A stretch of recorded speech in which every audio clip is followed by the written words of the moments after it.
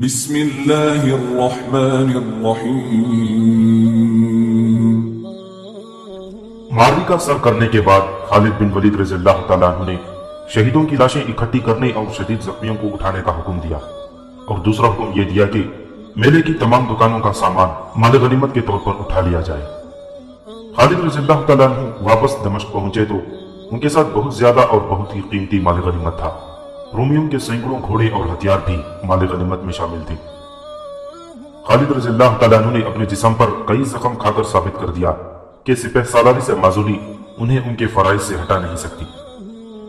سپہ سالار ابو عبیدہ رضی اللہ تعالیٰ عنہ نے مال غنیمت کا 5واں حصہ خلافت یعنی بیت المال کے لیے مدینہ بھیجا، اور ساتھ حضرت عمر رضی اللہ تعالیٰ عنہ کے نام پیغام میں تفصیل سے لکھوایا کہ ان کی غلطی سے کیا صورت پیدا ہو گئی تھی اور کس طرح خالد بن ولید نے اس صورتحال کو یکسر بدل کر رکھ دیا تھا۔ ابو عبیدہ رضی اللہ تعالیٰ عنہ نے اپنے اس پیغام میں خالد کی شجاعت اور فرش شناسی کو دل کھول کر خراج تحسین پیش کیا تھا۔ ابو عبیدہ نے خالد بن ولید کے ابو القدس کے کارنامے پر بے تحاشا خراج تحسین ہی پیش نہیں کیا بلکہ اپنی اس بھیانک لرزش کا بھی اعتراف کیا۔ مبصر لکھتے ہیں کہ ابو عبیدہ کا مقصد یہ تھا کہ خلیفہ عمر حضرت خالد بن ولید رضی اللہ تعالیٰ عنہ کو سپہ سالاری پر بحال کر دے، لیکن حضرت عمر کے فیصلے اٹل ہوا کرتے تھے۔ ان کے فیصلے جذبات کے زیر اثر نہیں بلکہ عقل و دانش اور گہری سوچ بچار کا نتیجہ ہوتے تھے۔ انہوں نے تسلیم کیا کہ خالد بن ولید عظیم سالار اور مرد مومن ہے، لیکن انہیں بحال نہ کیا۔ حضرت عمر بڑے سخت مزاج باپ کے فرزند تھے۔ طبقات ابن سعد میں لکھا ہے کہ عمر لڑکپن کی عمر کو پہنچے تو ان کے والد خطاب نے انہیں اونٹوں کو باہر لے جا کر چرانے اور پانی پلانے کی ذمہ داری سونپ دی۔ اس زمانے میں اس کام کو گھٹیا نہیں سمجھا جاتا تھا، لیکن والد عمر رضی اللہ تعالیٰ عنہ کے ساتھ بہت سختی سے پیش آتے تھے۔ عمر تھک کر باہر ہی کہیں لیٹ جاتے اور والد دیکھ لیتے تو عمر کی پٹائی کرتے تھے۔ اس مقام کا نام ذبحان تھا جہاں عمر اپنے اونٹ لے جایا کرتے تھے۔ یہ مقام مکہ مکرمہ کے قریب ہی ہے۔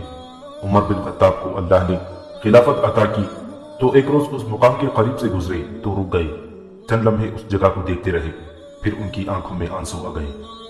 اللہ اکبر، اللہ اکبر۔ حضرت عمر نے دونوں ہاتھ پھیلا کر کہا، میں نمدے کا کرتا پہنے ہوئے یہاں اونٹ چرایا کرتا تھا۔ میں تھک کر بیٹھ یا لیٹ جاتا تو باپ مجھے مارا پیٹا کرتا تھا، اور آج اللہ کے سوا میرے اوپر کوئی حاکم نہیں ہے۔ حضرت عمر کے ان الفاظ میں تکبر اور غرور نہیں بلکہ اللہ کا خوف تھا کہ خلافت جیسی عظیم اور نازک ذمہ داری میں کوئی کوتاہی یا لغزش ہو گئی تو اللہ کو کیا جواب دیں گے۔ ان کے قول اور فعل میں بال برابر تضاد نہیں تھا۔ خلافت کے ابتدائی دنوں میں انہوں نے جو خطبے دیے ان سے ان کی فطرت اور عظمت کا پتہ چلتا ہے۔ ایک خطبے میں عمر نے کہا، میں مسلمان ہوں اور ایک کمزور بندہ ہوں، اللہ کی مدد اور رہنمائی کا طلبگار ہوں۔ خلافت میری فطرت میں کوئی تبدیلی نہیں لائے گی۔ عظمت صرف اللہ تبارک و تعالیٰ کے لیے ہے، کسی بندے کا اس عظمت میں کوئی حصہ نہیں۔ تم میں سے کوئی نہیں کہہ سکے گا کہ عمر خلیفہ بن کر بدل گیا ہے۔ اپنے دل کی ہر بات کھول کر تمہارے سامنے رکھتا ہوں۔ اگر کسی کی کوئی ضرورت پوری نہ ہوئی ہو، یا کسی پر ظلم و ستم ہوا ہو، یا کسی کو میرے مزاج سے دکھ پہنچا ہو تو وہ مجھے پکڑے، میں بھی تم جیسا ایک انسان ہوں۔ ایک اور خطبے میں حضرت عمر نے کہا، مجھے اپنی امانت اور اپنی ذمہ داریوں کا پورا احساس ہے۔ میرے سامنے جو بھی مسئلہ آئے گا اسے انشاءاللہ خود ہی حل کروں گا، کسی دوسرے کے سپرد نہیں کروں گا۔ مجھے دیانتدار اور مخلص فقائے کار کی ضرورت ہے۔ حضرت عمر کا یہ فیصلہ تو خاص طور پر ضرورت مندانہ تھا کہ جن مرتدین کو غلام اور ان کی جن عورتوں کو لونڈیاں بنا کر رکھا گیا ہے انہیں آزاد کر دیا جائے۔ ان دنوں خلافت کے کسی بھی حکم پر اعتراض کیا جا سکتا تھا، اور اعتراض کرنے والا آدمی بھری محفل میں خلیفہ کے روبرو اعتراض پیش کرتا تھا اور خلیفہ اس حکم کی وضاحت کرتا تھا، لیکن حکم عدولی کی جرت کسی میں بھی نہیں تھی۔ جرت نہ کرنے کی وجہ یہ نہیں تھی کہ لوگ سزا سے ڈرتے تھے، بلکہ یہ تھی کہ لوگوں کا ایمان اور کردار مضبوط تھا، ان میں ڈسپلن تھا، امیر کی اطاعت کو وہ فرض سمجھتے تھے۔ مرتدین کے غلاموں اور لونڈیوں کو آزاد کرنے کے حکم پر بہت لیدے ہوئی۔ غلام اور لونڈیاں ہر کوئی تو نہیں رکھ سکتا تھا۔ ان کے آقا متمت الخاندانوں کے لوگ تھے، جن میں زیادہ تر قبیلوں کے سردار تھے، باقی تاجر تھے۔ ان افراد کے پاس بھی غلام یا لونڈیاں تھیں جو مرتدین کے خلاف لڑے تھے۔ ان کا سب سے بڑا اعتراض تو یہ تھا کہ انہوں نے خلیفۃ الرسول حضرت ابو بکر رضی اللہ تعالیٰ عنہ کے حکم سے ان مرتدین کو غلام اور لونڈیاں بنایا تھا۔ دوسرا اعتراض یہ تھا کہ بعض نے غلاموں اور لونڈیوں کو خریدا تھا۔ अल्लाह ने हर इंसान को आजाद पैदा किया है। हजरत उमर का जवाब था, अल्लाह का कोई बंदा अल्लाह के किसी बंदे का गुलाम नहीं हो सकता। ये तो वो इस्तिदलाल था जो हजरत उमर लोगों को देते थे, लेकिन उन्होंने और सालार मुसन्ना बिन हारिसा ने कुछ और भी सोचा था। उनकी इस सोच के नताइज भी जल्दी सामने आ गए। नासिरा बिन्त जब्बार कोई ऐसी बूढ़ी औरत नहीं थी कि उसकी कमर दोहरी और सर के इतने ज्यादा बाल सफेद हो जाते। उसकी यह हालत सिर्फ 1 साल में हो गई थी कि 45 साल की उम्र में वो 70-72 साल की बुढ़िया लगती थी। ये 2 जवान बेटों की जुदाई के गम के असरात थे। उसके दोनों बेटे मुसलमानों के खिलाफ इर्तिदाद की जंग लड़े और दोनों जख्मी होकर पकड़े गए थे। उनका बाप मारा गया था। मुसलमान खलीफतुर रसूल हजरत अबू बकर के हुक्म के मुताबिक दोनों भाइयों को उठाकर अपने साथ मदीना ले गए थे। फिर उनकी बस्ती को आग लगा दी गई थी। यह बनु फराजा का एक खानदान था जो बस्ती बताह में रहता था। उस कबीले ने इस्लाम कबूल कर लिया था। रसूलुल्लाह सल्लल्लाहु अलैहि वसल्लम रहमत फरमा गए तो एक शख्स तलीहा ने नबूवत का दावा कर दिया। उस कबीले के लोगों ने उसे नबी तस्लीम कर लिया। उसी कबीले ने नहीं, 2-3 और कबीलों ने भी उसे नबी मान लिया था। मदीना इत्तबा पहुंची तो मुजाहिदीन के लश्कर इर्तिदाद को खत्म करने के लिए चल पड़े। एक लश्कर के सालार खालिद बिन वलीद थे। मुजाहिदीन के सालार इस तवक्को के साथ मुर्तिदीन के इलाकों में गए थे कि उन कबीलों को चंद दिनों में मुती कर लेंगे, लेकिन वहां पहुंचे तो पता चला कि उनका सामना तो एक मुनज़्ज़िम और पुरअज़म लश्कर से है जो आसानी से हथियार नहीं डालेगा। मैं उन मुर्तिदीन को सिर्फ खत्म ही नहीं करूंगा, खालिद बिन वलीद ने कहा, मैं उन्हें इस्लाम के दायरे में एक बार फिर लाकर उन्हें ऐसा पक्का मुसलमान बनाऊंगा कि फिर कभी इस्लाम से इन्हिराफ का नाम नहीं लेंगे। हजरत खालिद ने अपना ये अहद पूरा करके भी दिखा दिया, लेकिन जानों और लोगों के बेदरिग नजराने देकर। मुर्तदीन की औरतें भी लड़ाइयों में शामिल थीं और बाज मुर्तद कबीलों की क़ियादत थी औरतों के पास थी। यहां जिक्र बनु फराजा का हो रहा है, इसलिए हम उस कबीले तक महदूद रहेंगे। उस कबीले के एक सरदार तलीहा ने नबूवत का दावा किया था। वो पेशगोइयां किया करता था। मुसलमानों का लश्कर आया तो लोगों ने उससे पूछा कि अब क्या होगा। उसने कहा कि वही नाजिल होने वाली है। खालिद रज़ियल्लाहु तआला अन्हु ने उन कबीलों के लश्कर पर ताबड़तोड़ हमले किए। बड़े ही खूनरेज मारी के लड़े गए। मुर्तिदीन के कदम उखड़ गए। उनका जानी नुकसान इतना ज्यादा हुआ कि वो बौखला गए। लोग खौफजदगी के आलम में तलीहा के पास जाकर पूछते थे कि वही कब नाजिल होगी और खुदा की मदद कब आएगी। उस वक्त तलीहा अपने खैमे में दुक्का बैठा था। उस वक्त तक इतना ज्यादा कुश्तो खून हो चुका था कि तलीहा को नबी मानने वालों की आंखें खुल चुकी थी और उसके अपने लोगों की आवाजें उठने लगी थी। तलीहा कज़्ज़ाब है, लोगों मत जाने गवाऊं इस झूठे आदमी पर। भागो, अपनी जानें बचाओ, हम धोखे में मारे जा रहे हैं। बनु फराजा के जो आदमी बच गए थे वो भाग उठे। नासिरा बिन्त जब्बार लड़ाई के मैदान में अपने खाविंद और अपने दोनों बेटों को पुकारती और पागलों की तरह दौड़ती फिर रही थी। उसे अपने खाविंद की लाश नजर आ गई जो खून में नहाई हुई थी। वो खाविंद की लाश के करीब बैठकर सीना को भी करने लगी। तू हक पर अपनी जान देता तो मैं आज अपना सर ना पीट रही होती, नासिरा कह रही थी। तू एक झूठे आदमी के फरेब में आकर अपनी जान और मेरा सुहाग गवा बैठा। अपने दोनों बेटों को भी तू अपने साथ ले जा रहा है। मैं रोने और चिल्लाने के लिए अकेली रह गई। उसने अपने बेटों को ना ढूंढा। अपने खाविंद की लाश और दूर दूर तक बिखरी हुई लाशें देखकर उसे यकीन हो गया कि उसके बेटे भी मारे गए हैं। वो कुछ देर अपने खाविंद की लाश पर रोती बंद करती और सीना को भी करती रही। वो अचानक चुप हो गई और खला में घूरने लगी। उसके दांत पिस रहे थे। वो उठ खड़ी हुई और तलीहा के खैमे की तरफ दौड़ पड़ी। तलीहा कज़्ज़ाब है, वो चिल्लाती जा रही थी। तलीहा नबी नहीं है। कहाँ है झूठा नबी? मैं उसका मुंह नोच लूंगी, उसकी खाल उधेड़ लूंगी, अपने 2 जवान बेटों और उनके बाप के खून का इंतकाम लूंगी। तलीहा अपने खैमे में था। उसकी बीवी नवार उसके साथ थी। खैमे के बाहर एक घोड़ा और एक ऊंट बंधा हुआ था। दोनों सवारी के लिए तैयार खड़े थे। खैमे के इर्द गिर्द वो आदमी जमा होकर शोरगुल बपा कर रहे थे जो मुसलमानों के हाथों कटने से बच गए थे। तलीहा, बाहर आओ, सच्चे नबी हो तो मोजिजा दिखाओ, हमें बताओ हम क्या करें। सच्चे नबी हो तो डरते क्यों हो? बाहर आओ। ये लोगों की पुकार थी। उनकी आवाजें आपस में गड़बड़ हो रही थी और शोर बढ़ता जा रहा था। तलीहा अपनी बीवी के साथ बाहर निकला। उसने ऊंट को बिठाया और उस पर अपनी बीवी को सवार करा के ऊंट को उठा दिया। फिर घोड़े पर सवार हुआ। तुम पूछते हो अब क्या करें? तलीहा ने लोगों से मुखातिब होकर कहा, मैं बताता हूं। जिनके पास घोड़े और ऊंट है वो मेरी तरह उन पर खुद भी सवार हो और अपने बीवी बच्चों को भी सवार कराएं और भाग जाएं। ठहर जा झूठे नबी, ये नासिरा की आवाज थी। वो दौड़ी आ रही थी। मैं तेरा गला घोंट दूंगी। तलीहा ने घोड़े को एड़ लगा दी और उसकी बीवी ने ऊंट दौड़ा दिया। घोड़ा और ऊंट लोगों के हुजूम को चीरते निकल गए और दूर जाकर नजरों से ओझल हो गए। उस दिन के बाद तलीहा किसी को नजर न आया। ये इन दिनों का वाकया है जब हजरत अबू बकर सिद्दीक रज़ियल्लाहु तआला अन्हु खलीफा थे। हजरत खालिद रज़ियल्लाहु तआला अन्हु ने कई और कबीलों को जो कबूल इस्लाम के बाद मुर्तद हो गए थे तहक़ीक़ किया और उन्हें ज़हन नशीन करा लिया कि मुहम्मद रसूलुल्लाह सल्लल्लाहु अलैहि वसल्लम पर नबूवत और रिसालत खत्म हो गई है और अब जो कोई नबूवत का दावा करेगा वो झूठा और फरेबकार होगा। और तुमने नबूवत का दावा करने वालों को देख लिया है। खालिद रज़ियल्लाहु तआला अन्हु हर मुर्तद कबीले तक ये पैगाम पहुंचाते थे। कहाँ है वो? मोहम्मद सल्लल्लाहु अलैहि वसल्लम अल्लाह के नबी थे। कौन से मैदान में आपको शिकस्त हुई थी? आपके गिनती के चंद सौ पैरोकारों ने हजारों नफरी के लश्करों को मैदान से भगाया है। अब हमारे रसूलुल्लाह सल्लल्लाहु अलैहि वसल्लम हमारे साथ नहीं, लेकिन हुजूर की रूह मुक़द्दस हमारे साथ होती है और हम हर मैदान मार लेते हैं। इसका असर यह हुआ कि मुर्तिदीन असर नौ हल्क़े बगोश इस्लाम होने लगे। खालिद ने तलीहा की नबूवत को मिलिया मेट कर दिया और बनु फराजा को, जो एक ताकतवर कबीला था, कमजोर कर दिया। तो ये उम्मीद पैदा हो गई कि इर्तिदाद का फितना चंद दिनों में कुचला जाएगा। लेकिन एक औरत जहर में भरी हुई नागिन की सूरत में सामने आ गई। उसका नाम उम्मे जुमल सलमा बिनते मालिक था और सलमा कहलाती थी। कुछ अरसा पहले का वाकया है जब रसूलुल्लाह सल्लल्लाहु अलैहि वसल्लम जिंदा थे। मशहूर सहाबी सालार उसामा रज़ियल्लाहु तआला अन्हु के वालिद ज़ैद बिन हारिसा बनु फराजा के इलाके में से गुजर रहे थे। तारीख में यह पता नहीं मिलता कि वो उस इलाके में क्यों गए थे। उनके साथ चंद एक आदमी थे। बनु फराजा मुसलमानों का दुश्मन कबीला था। उसके सरदार तो मुसलमानों के दुश्मन थे ही, लेकिन सरदारों के खानदान की एक औरत उम्मे फरका फातिमा बिनते बदर के दिल में मुसलमानों के खिलाफ न जाने क्यों इतना जहर भरा हुआ था कि वो दूसरे कबीलों में भी मुसलमानों के खिलाफ जहर फैलाती रहती थी। वो खूबसूरत औरत थी और चालबाज भी।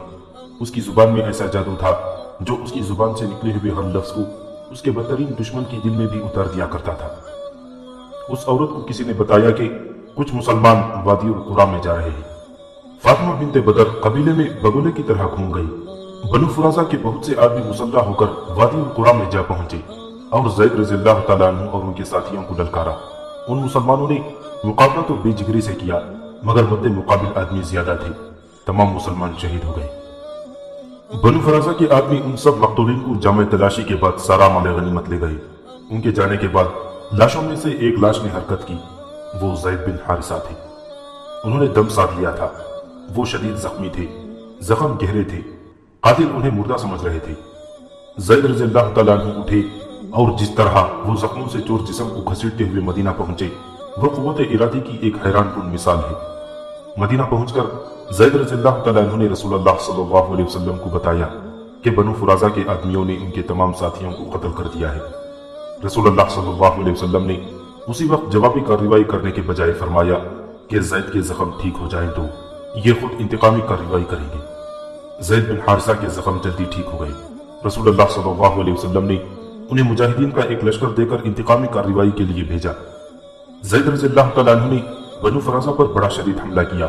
उस कबीले ने ज़ैद बिन हारिसा के साथियों को बेगुनाह कत्ल किया था, इसलिए ज़ैद के कहर गज़ब का यह आलम था जैसे वो आसमानी बिजली बनकर बनु फराजा पर गिरे हों। बनु फराजा ने जमकर मुकाबला किया, लेकिन इंतकाम की आग में भड़कते हुए मुजाहिदीन ने उनके कदम जमने ना दिए। उस कबीले के बेशुमार आदमी मारे गए और जो बच गए और भाग ना सके उन्हें गिरफ्तार कर लिया गया। उन कैदियों में से ये औरत भी थी जिसका नाम उम्मे फरका फातिमा बिनते बदर था। उसके साथ उसकी कमसिन बेटी सलमा भी थी। बनु फराजा के जंगी कैदियों ने बताया कि ज़ैद के साथियों को फातिमा बिनते बदर ने कत्ल करवाया था। रसूलुल्लाह सल्लल्लाहु अलैहि वसल्लम को यह भी बताया गया कि ये औरत सरापा शैतान और बड़ा ही हसीन और चलता फिरता फितना और फसाद है। उसके मुतालिक यह भी बताया गया कि मुसलमानों के खिलाफ उसके दिल में इतनी ज्यादा नफरत है कि ये कहा करती है कि मैं सिर्फ उस मुसलमान को पसंद करती हूं जो मरा हुआ। रसूलुल्लाह सल्लल्लाहु अलैहि वसल्लम ने उस औरत के मुतालिक उसके अपने कबीले के लोगों से ही ये सारी बातें सुनी और ये देखकर कि ये औरत कितने ज्यादा आदमियों की मौत का बाइस बनी है, तो आप सल्लल्लाहु अलैहि वसल्लम ने उसे सजाए मौत का हुक्म दे दिया।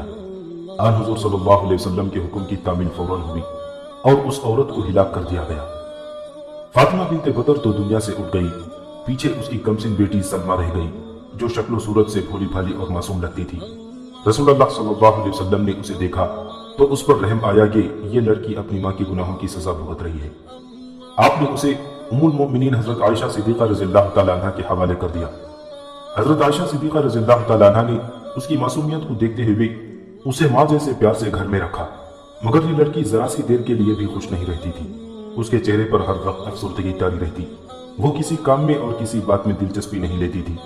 थोड़े ही अरसे बाद उम्मुल मोमिनीन हजरत आयशा सिद्दीक़ा रज़ियल्लाहु तआला अन्हा ने उसे आजाद कर दिया और उसे उसके कबीले में भेज दिया। सलमा जवानी की उम्र में दाखिल हो चुकी थी। वो कबीले के किसी मामूली घर की लड़की नहीं थी। वो कबीले के सबसे ऊंचे और सरदार खानदान की बेटी थी। वो जब अपने कबीले में वापस आई तो कबीले का बच्चा बच्चा उसके इस्तेकबाल के लिए निकल आया। इतनी खूबसूरत और जवान लड़की को मुसलमानों ने आजाद क्यों कर दिया है? इस्तेकबाल करने वालों में से किसी ने कहा, ये मुसलमानों की चाल मालूम होती है। एक और आवाज उठी, इस लड़की पर एतबार ना करना, इसकी मां कहाँ है? सलमा के पहुंचते पहुंचते कबीले में यह अफवाह फैल गई कि फातिमा मुसलमानों के पास अपनी मर्जी से रह गई है और उसने अपनी बेटी सलमा को कोई उल्टा सीधा सबक देकर यहां भेज दिया है। सब लोग सलमा की वापसी को मुसलमानों का धोखा समझ रहे थे। सलमा का इस्तेकबाल करके जब उसे घर ले जाने लगे तो वो रुक गई। मैं अभी अपने घर में कदम नहीं रखूंगी, सलमा ने अपने अजीजों से कहा। मैं पहले बनु फुराजा की गीरत को जगाना चाहती हूँ। वो दौड़कर एक ऊंची जगह खड़ी हो गई और हाथों के इशारों से सबको अपने करीब बुलाया। मर्द तो पहले ही बाहर निकल आए थे, घरों से औरतें भी निकल आई। एक हुजूम था जो उसके इर्द गिर्द इकट्ठा हो गया था। ऐ बनु फुराजा, सलमा ने चिल्ला चिल्ला कर कहा, क्या तुम्हारी गीरत मर गई है? जवाब दो। खामोश क्यों खड़े हो? जवाब दो। नहीं उम्मे जुबल, हुजूम में से बेशुमार आवाजें उठी। हम जिंदा हैं और हमारी गीरत भी जिंदा है। तू सिर्फ अपने बाप की नहीं बल्कि पूरे कबीले की बेटी है। एक आदमी ने बड़ी बुलंद आवाज में कहा, सच बता, क्या मुसलमानों ने तुम्हें लौंडी बनाकर रखा था? और ये भी बता, एक और आवाज उठी, तेरी मां कहां है? मुझे मुसलमानों ने लौंडी बनाकर नहीं रखा था, सलमा ने बुलंद आवाज से जवाब दिया। उन्होंने तो मुझे बेटी बनाकर रखा था, लेकिन उन्होंने मेरी मां को कत्ल कर दिया है। कत्ल कर दिया है? फातिमा बिनते बदर कत्ल हो गई है। वो तो बनु फुराजा की रूह थी। और ऐसी बहुत सी आवाजें थी जो उठती चली गई और बुलंद होते होते एक हंगामे की सूरत इख्तियार कर गई। सलमा कबीले में जो आग भड़काना चाहती थी वो भड़क उठी। वो कुछ देर खामोश रही। जब लोगों का हड़बूंग जरा कम हुआ तो वो बोली, क्या मेरी माँ ने तुम्हें बताया नहीं था कि मुसलमान काबिल नफरत लोग हैं? सलमा ने बड़ी ही बुलंद आवाज से कहा। उन्होंने अपने चंद एक मकतूलीन का इंतकाम लेने के लिए अपने पूरे लश्कर से हम पर चढ़ाई की थी। हमारे कितने ही आदमी मारे गए, हमें लूटा गया और तुम्हारी औरतों को वो लोंडिया बनाकर अपने साथ ले गई। और फिर याद करो उम्मे फुरका फातिमा बिनते बदर को, जो सिर्फ मेरी माँ नहीं थी, वो तुम सबकी माँ थी। वो गीरत वाली थी। उसने सिर्फ बनु फुराजा की गीरत पर नहीं बल्कि इर्द गिर्द के तमाम कबीलों की गीरत पर जान दे दी है। सीधी बात कर उम्मे जुमल सलमा, एक आवाज उठी, तू चाहती क्या है? मदीने पर हमला।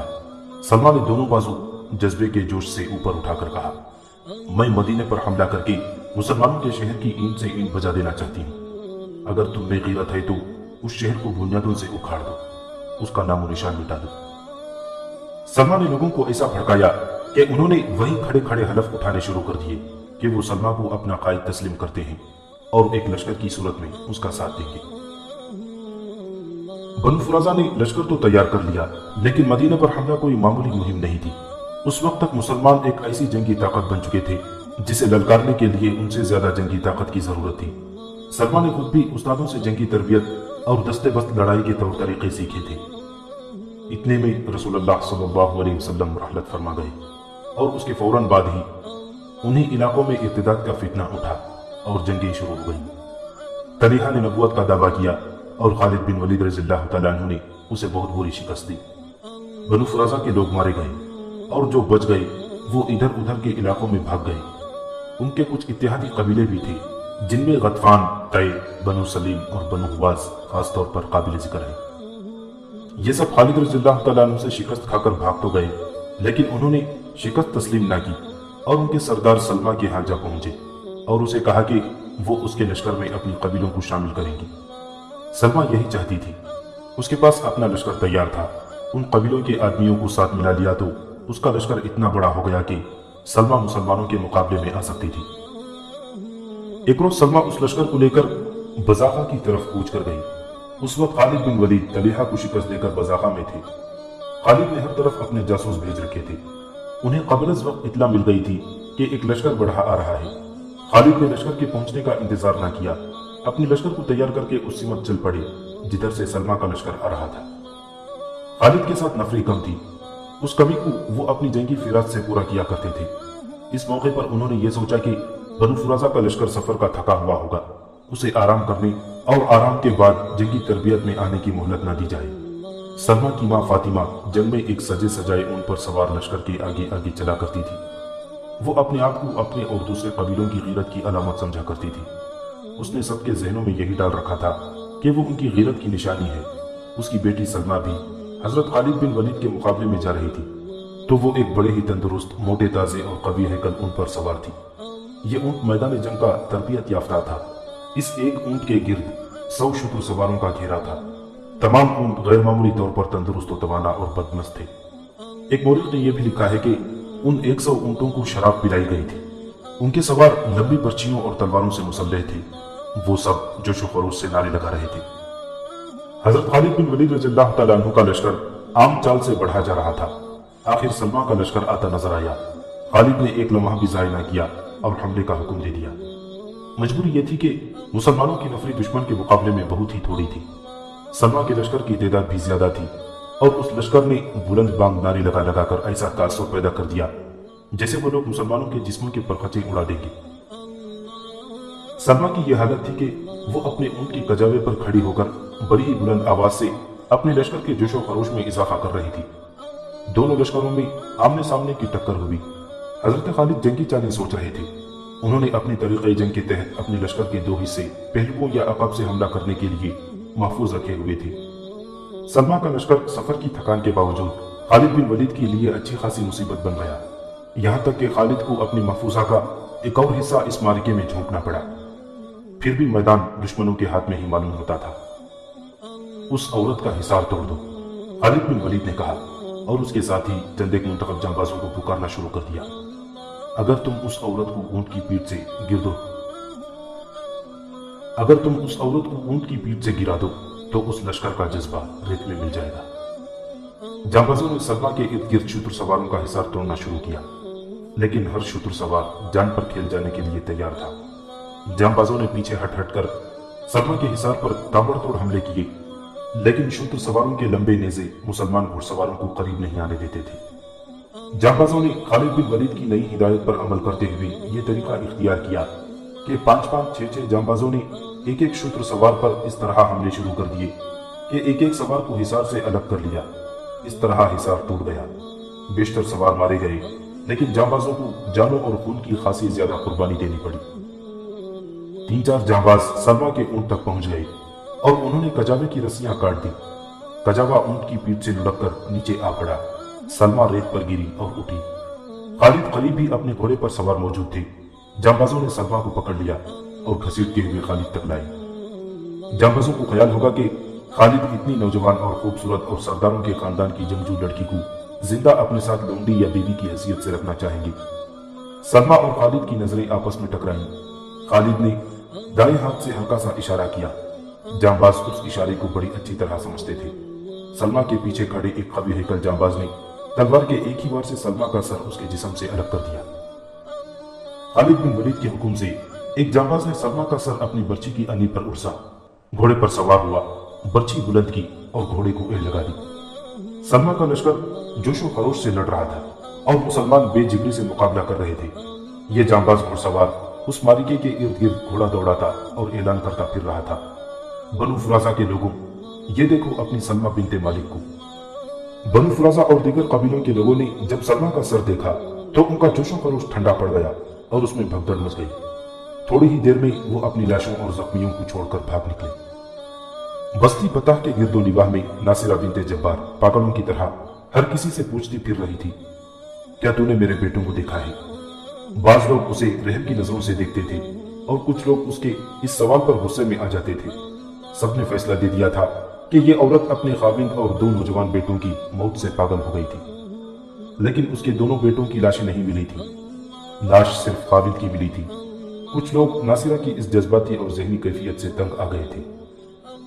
تو بے غیرت ہے ناصرہ، ایک روز ایک آدمی نے اسے تنزیہ کہا، ہر کسی کا کوئی نہ کوئی مارا گیا یا ایسا زخمی ہوا ہے کہ ساری عمر کے لیے معذور ہو گیا ہے، لیکن کسی کا کوئی زندہ عزیز ان کے لیے یوں پاگل نہیں ہوا جیسے تو ہو رہی ہے۔ میں پاگل نہیں ہوئی، ناصرہ نے کہا، میں تم سے زیادہ ہوش میں ہوں۔ میرا خاوند اور میرے بیٹے ایک جھوٹے نبی کے جال میں آ کر مرے ہیں، اگر وہ سچے نبی کے نام پر اپنی جان قربان کرتے تو میں خوش ہوتی۔ کون ہے سچا نبی؟ قبیلہ قریش کا محمد صلی اللہ علیہ وسلم۔ ناصرہ نے جواب دیا، فتح ان کو ملتی ہے جن کے دلوں میں سچ ہوتا ہے۔ محمد صلی اللہ علیہ وسلم سچا نبی نہ ہوتا تو ہم اس طرح تباہ نہ ہوتے۔ ایک روز ناصرہ اپنے گھر کے دروازے میں بیٹھی تھی، اس کی آنکھیں خشک تھیں جیسے اس کے آنسو ختم ہو چکے تھے۔ ناصرہ، اس کے کانوں میں ایک آواز پڑی، وہ دیکھ تیرے بیٹے آ رہے ہیں۔ یہ ایک عورت کی آواز تھی جو دوڑی چلی آ رہی تھی۔ وہ ناصرہ کے پاس آ کر اسے اٹھانے لگی۔ وہ حیرت زدگی کے عالم میں کہہ رہی تھی کہ تیرے دونوں بیٹے آ رہے ہیں، لیکن ناصرہ یوں گمسم بیٹھی رہی جیسے یہ خواب کی آواز ہو۔ اتنے میں کئی آوازیں آنے لگی، ہر آواز یہی تھی کہ ناصرہ کے بیٹے آ گئے ہیں۔ جب اس کے بیٹے اس کے سامنے آئے تو بھی اسے یقین نہ آیا۔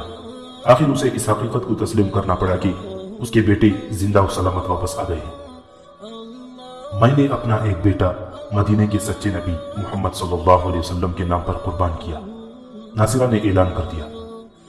اس وقت حضرت عمر رضی اللہ تعالیٰ عنہ خلیفہ تھے اور ناصرہ کے دونوں بیٹے ان کے حکم سے آزاد کیے گئے تھے۔ ناصرہ اپنے بیٹوں کو مرا ہوا سمجھ رہی تھی۔ میدان جنگ سے اسے اپنے بیٹوں کی لاشیں نہیں ملی تھی، اس کے بیٹے زخمی ہو گئے تھے اور مجاہدین انہیں جنگی قیدی بنا کر اپنے ساتھ لے گئے تھے اور مدینہ کے ایک تاجر نے انہیں خرید لیا تھا۔ ناصرہ کے بیٹے ہی نہیں، کئی اور کے بیٹے اور باپ جنہیں غلام بنا لیا گیا تھا واپس آ گئے تھے۔ حیرتناک بات یہ تھی کہ مسلمانوں نے ان لونڈیوں کو بھی آزاد کر کے واپس بھیج دیا تھا جو ابھی جوان تھی اور ان میں بعض اچھی شکل و صورت والی تھی اور چند ایک تو بڑے اچھے اور معزز خاندانوں کی تھی۔ ان کے آقا ان کے ساتھ شادی کر لیتے تو یہ اچھی بیویاں ثابت ہوتی، لیکن انہیں جس طرح لے جایا گیا تھا وہ اسی طرح واپس آ گئی۔ فتنہ ارتداد کا خاتمہ ہو چکا تھا۔ بہت سے مرتدین اب سچے دل سے حلقہ بکوش اسلام ہو گئے تھے۔ صرف ان لوگوں کے دلوں میں مسلمانوں کے خلاف قدورت رہ گئی تھی جن کے عزیزوں کو مسلمانوں نے غلام اور لونڈیاں بنا لیا تھا۔ حضرت عمر کے حکم سے غلاموں اور لونڈیوں کو آزاد کر دیا گیا تو ان لوگوں کے دلوں سے بھی قدورت نکل گئی۔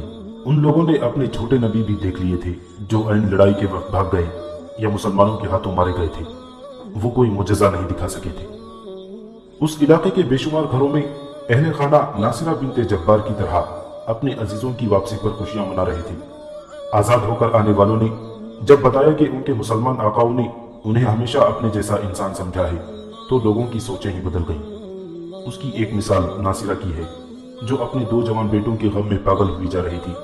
اسے دونوں زندہ و سلامت مل گئے تو اس نے ایک بیٹے کو رسول اللہ صلی اللہ علیہ وسلم کے نام پر قربان کرنے کا اعلان کر دیا۔ ایک روز حضرت عمر رضی اللہ تعالیٰ عنہ اپنی محفل میں بیٹھے تھے کہ ایک اجنبی آیا اور سیدھا عمر رضی اللہ تعالیٰ عنہ کے سامنے جا بیٹھا۔